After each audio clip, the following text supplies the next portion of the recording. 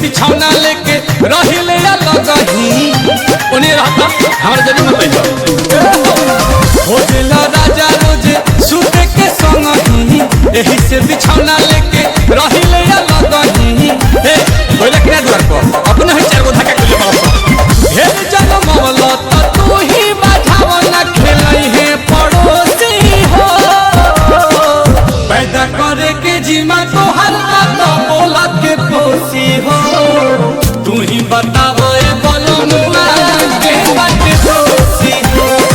साले साले खाली जन्म आई बता के करा के दोषी हो तू ही बताओ हम सयाए में के बात दोषी हो